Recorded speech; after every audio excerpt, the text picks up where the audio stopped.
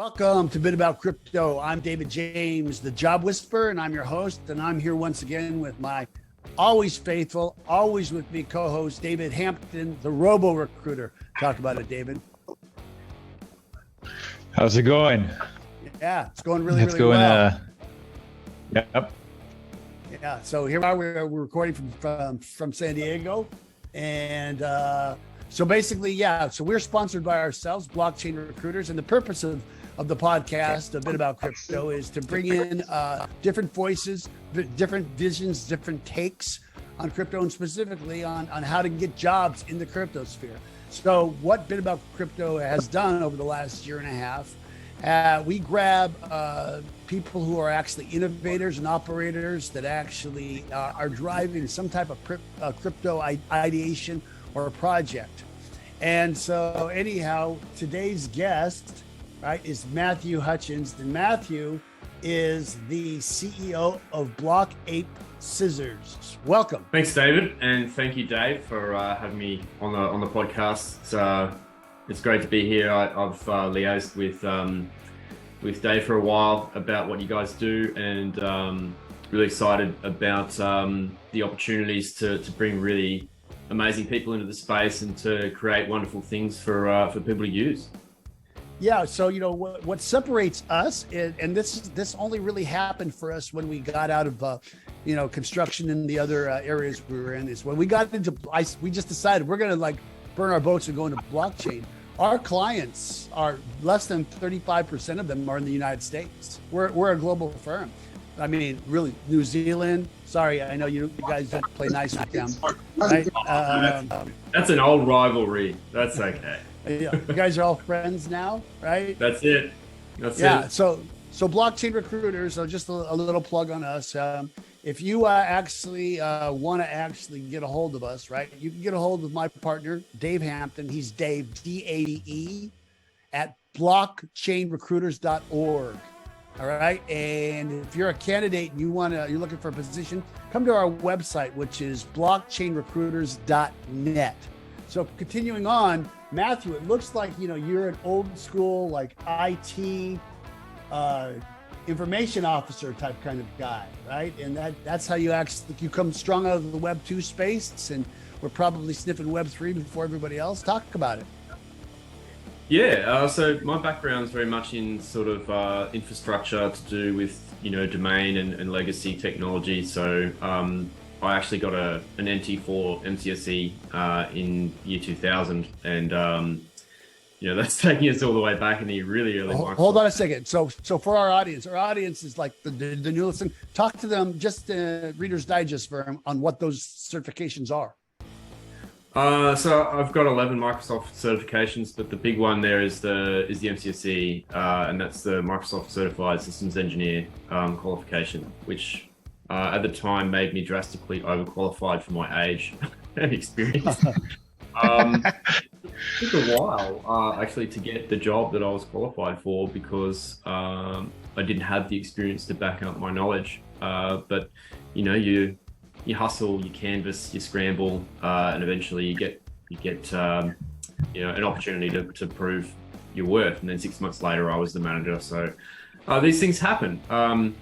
But that certified systems engineer was essentially is everything in the Microsoft realm at that era, which is like the year 2000, for that space and all of their products stack at a corporate and enterprise level. So at that age, I was 20. I'm sort of showing my age here, and I was qualified to roll out, and support and manage enterprise level networks up to 20,000 units, and people weren't prepared to give that kind of opportunity to a young kid, or a young adult, really. So you go through the steps to prove that you can in fact do the work as well. You're responsible and all those sorts of things. So that's how I started out with that sort of certification stack, and then I moved very much into enterprise messaging,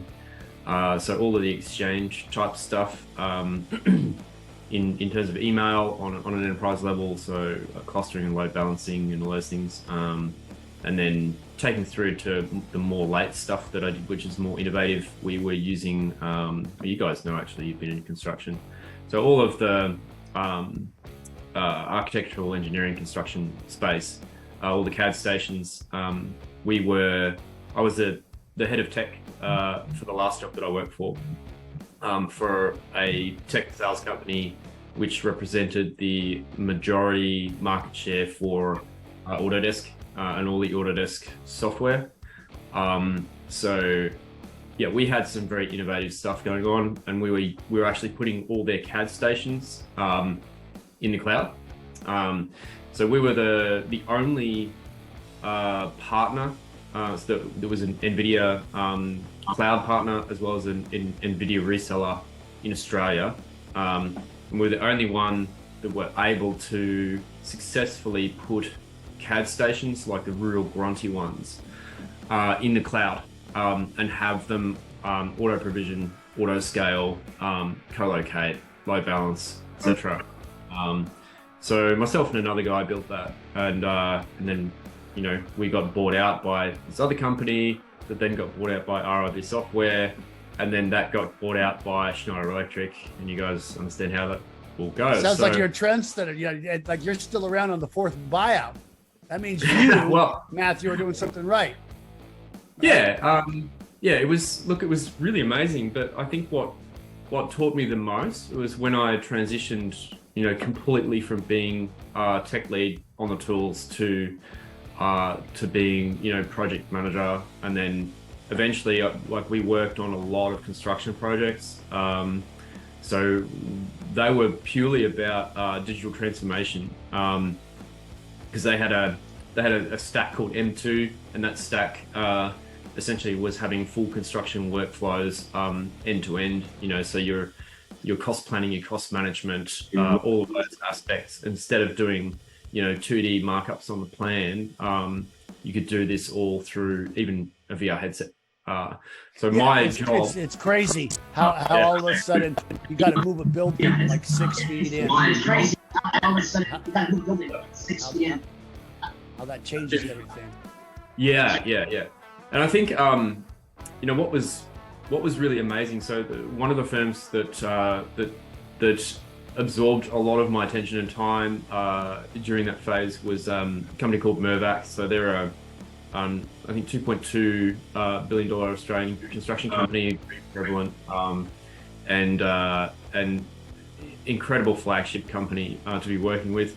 And they scaled their team enormously for their digital transformation project, which was 16 applications, going into 4 for their stack. So it was very successful in terms of the ideation scope and planning. They had an amazing team there, and we slotted into what they needed. And it was a really amazing process. I learned things that at a peak, multinational, enormous enterprise level, you don't get exposure to every day. And that was really hugely valuable for me, and I'm very grateful for that opportunity, because it's given me that understanding of, okay, so how do we scale full enterprise planning across business departments and chains, and the full value chain for workforce planning, and how do we take all of those elements that we're looking to do for the digital transformation aspect into the data realm. How do we cater for this? How do we make sure that it's bulletproof, and we're going about it the right way? We're future proofing all these elements. So it taught me a huge amount. I was blown away, and I'm the kind of guy that when I sink my teeth into something, I just keep going at it, and I You're like Dave Hampton. I really reveled in the opportunity to do that, and it's the same, I guess, for me in crypto. So I initially became interested in crypto in 2017. Oh, you messed me up. My tagline is, "How did crypto find you?" Right? It's like, hey, I'm running the podcast. All right. Sorry, David. Yeah, right. I'm quite sensitive. But I wanted to transition into like how crypto actually found you and you like saw it. So clearly 2017 is when like 65% of the population of the world found it, right?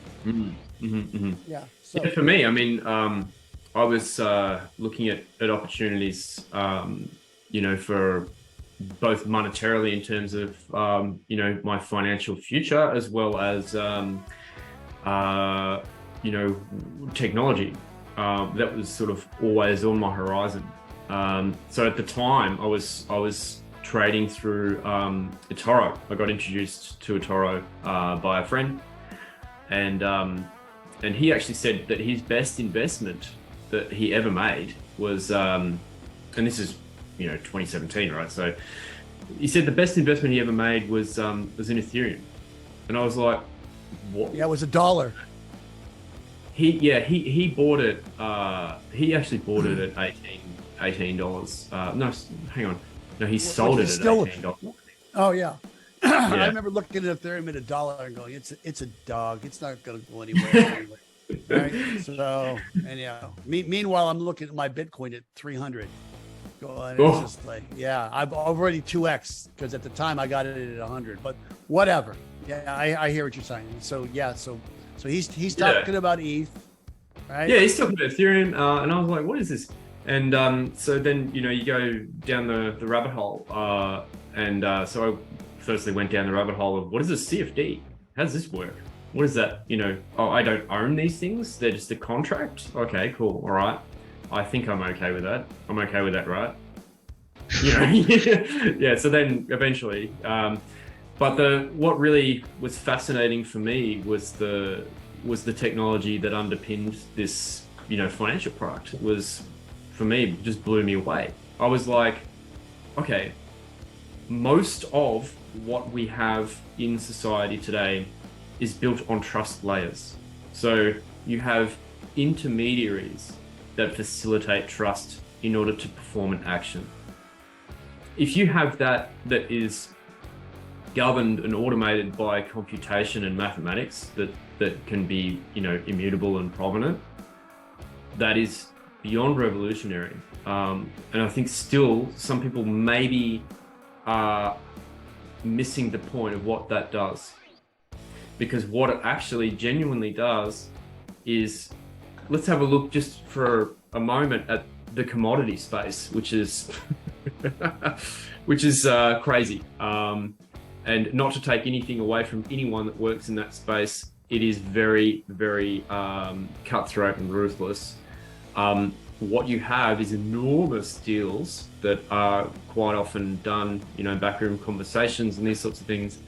And you might have a channel of distribution there, and you have up to 20 different people that are getting cuts out of this thing because they don't trust the other individual with the information that they provide, because they might use it and take the full cut. So that's right. This is the scenario that we have, is that there's this enormous distrust in this value chain, and you have all these people that survive and sometimes thrive on the basis of having to abstract information because they don't trust someone else to do the right thing. And this is rife. This is why we have banks. This is why we have all of these things. And effectively, if we have a system that enforces that trust via computation, conditions, and triggers events. Yeah, but the problem now is those trust mechanisms that you find are exactly they're anti-trust, right? Because they now can actually, based on tyranny and governments, they can actually take all that stuff from you, right? Correct. Yeah, right. We're on the same thing. So I wanted just to tell you this, like we used to play rock, paper, scissors, like when up in high school and then when I was in college and in the army. And the thing is, we'd play it, and if you'd lose, we'd smack right there on the wrist as hard as you can. So if you lose, there's a consequence, right? So pick your rock and paper, scissors, right? So you actually got like, you turned rock, paper, scissors into like Block Ape Scissors. Can you talk about how, I mean, really, all I got to do is like join your metaverse and take my rock, paper, scissors school, and I could like, be Caesar, King of the Apes. Yeah, pretty much. Look, it's been a real journey. In 2018, I had probably my first main idea for crypto and blockchain gaming, which is just a very simple rock paper scissors game. So you're saying you are the guy that invented rock paper scissors in the entire world? Congratulations! No. I owe you a royalty. I'm kidding. I'm making a joke. It actually comes from ancient China, back in the very early part of the second. Hang on, we got. It's the millennium, second millennium. Somewhere around the 1400s, I believe, that it dates back to, and then it moved to Japan. No, but yeah, Japan. And by the way, just so you know, when I was in Germany driving a car, right, two guys would come up, right, on who's going to go. They go like this. Literally decide who's going to go. Are you making that up?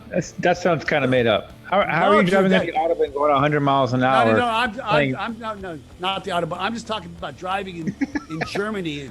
There's a certain mentality, like everybody's kind of going, right? They're just going, and it's like and there's this rule that when you're merged, like we don't have the United States, you got to merge 1 to 1 to 1 to 1. In the United States, which is like, hey, go to hell, you should have been here. What I'm saying, there have been situations where the guys will go like, who's going to go next? Like coming out, not on the Autobahn, but it didn't happen a lot, but it's because I didn't drive a lot. But I just thought that was odd.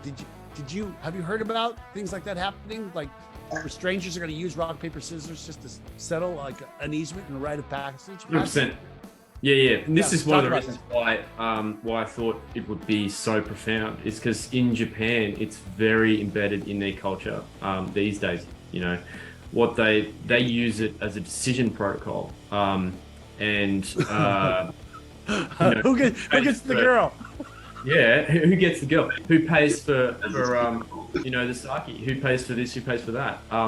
It is so such a real staple of their culture over there, and I had no idea until I started researching it, and I was like, Jankin, this is very interesting. And I was like, well, why don't we just translate this into something that is that's super easy, and we can just make it go viral. So that was the original idea in 2018. Where we arrived in 2021 is that I asked by summer, and starting to hit, I think it was, meme, the whole meme sort of side of things, and it was just BSC was blowing up, and there were all these crazy opportunities, and there's still some huge farming opportunities. Polygon was exploding, and things were great, right? And I was like, all right, I have some time. So I started, at the very early stage of 2021, I started theorizing, how this would look. And I put everything together and put the white paper together, and then I put a team together to kick us off, and we got it up and running, and in June of 2021 we kicked off the initial version of Block Ape Scissors, which was basically a zero-sum game, based on the rock paper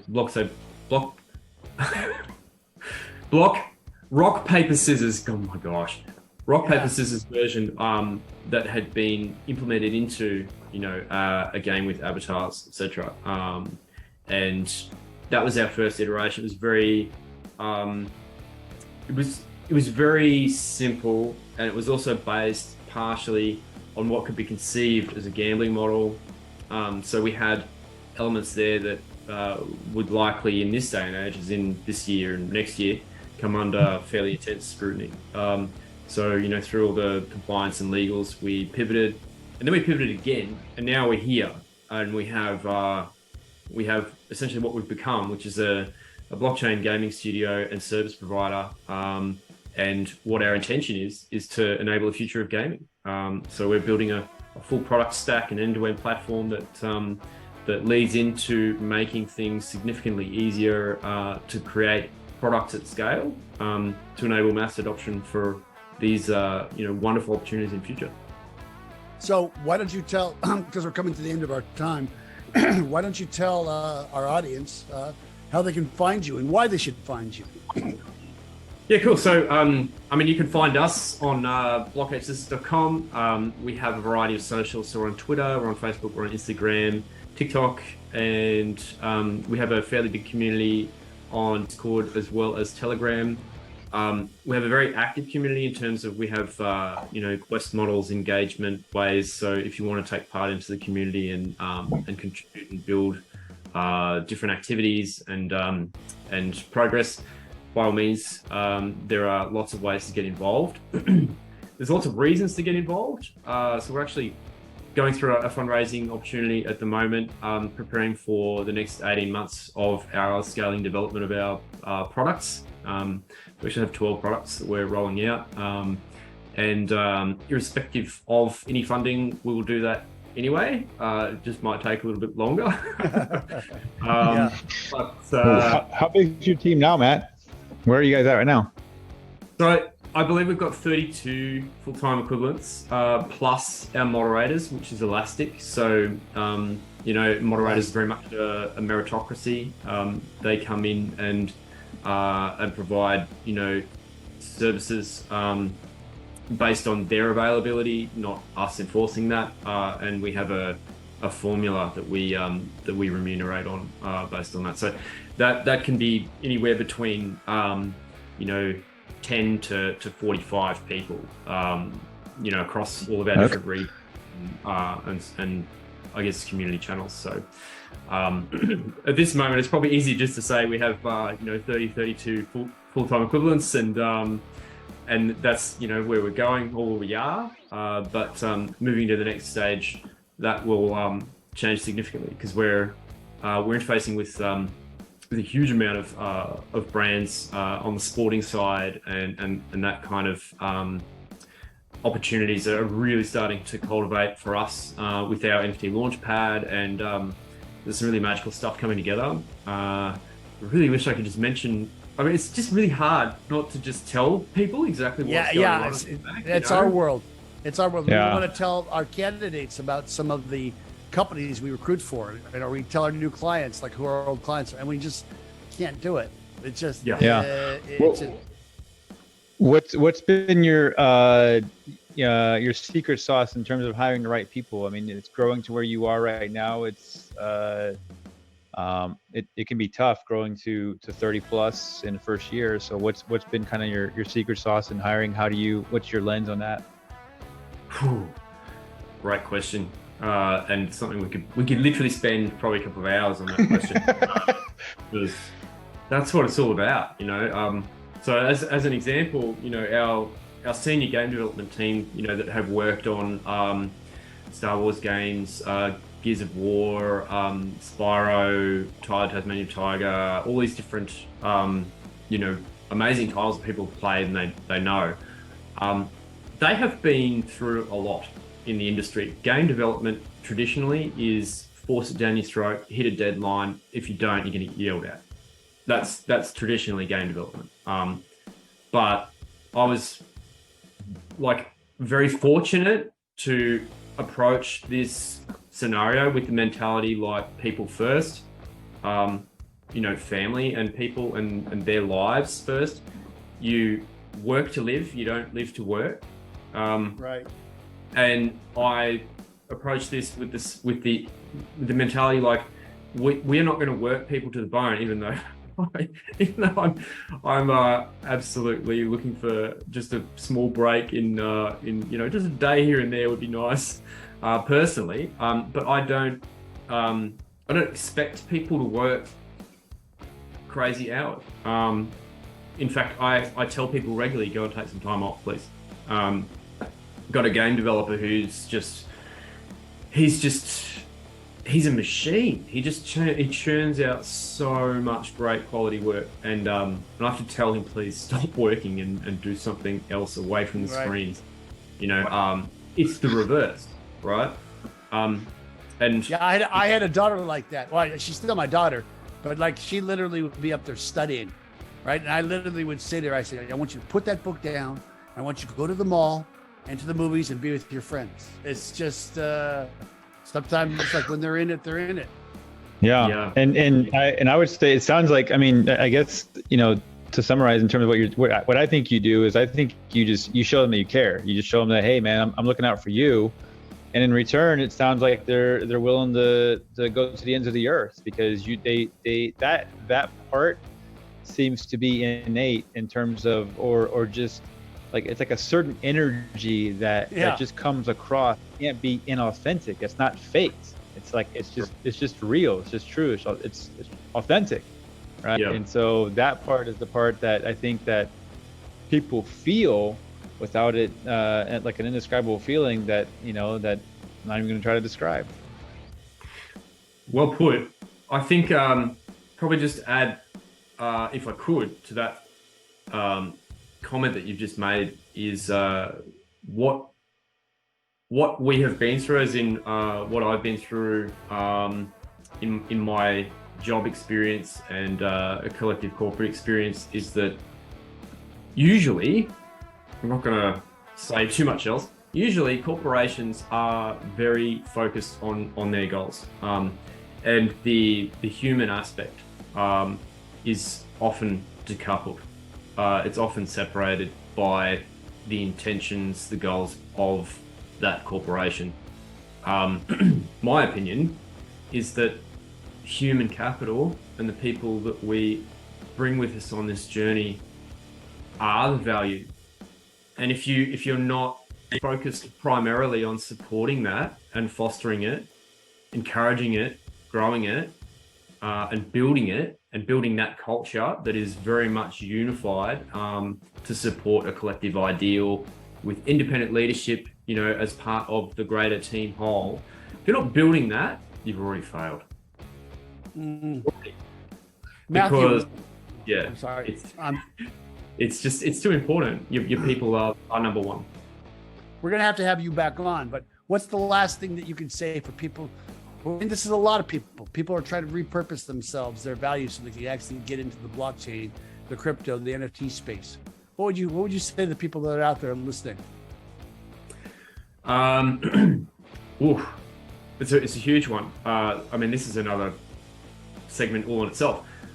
I would say that listen, learn. LinkedIn is such a great opportunity to get across what's happening in this space.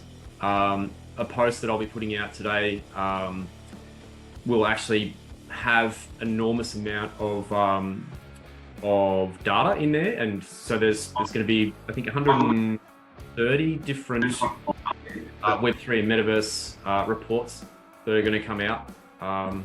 And LinkedIn is 100% the best opportunity for people to learn about the space, get involved, give back, help, share, absolutely foster and grow that community spirit and attitude, because that's what Web3 is all about.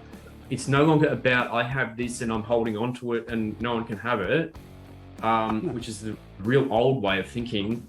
This is I have this, we want to grow the space, we want people that have integrity to come in and help us build it and grow, all these different areas and opportunities. So get active, get up to speed with what's going on, contribute, get involved, help, give back, and you'll be really surprised what happens. And I'm sure, you get involved with Dave and David or myself, we'll be able to point you in the right direction. There's a huge amount of opportunities. Yeah, to grow together, you must grow together, right? So anyhow, so Matthew Hutchins, Block Ape Scissors, right? I just wanted to say thank you so much for giving us your time from the planet Australia and coming all the way to us via Zoom, and to my cohort, Dave Hampton, the Robo Eternally grateful. Yeah, and remember, everybody, I'm David James. Get Whisper.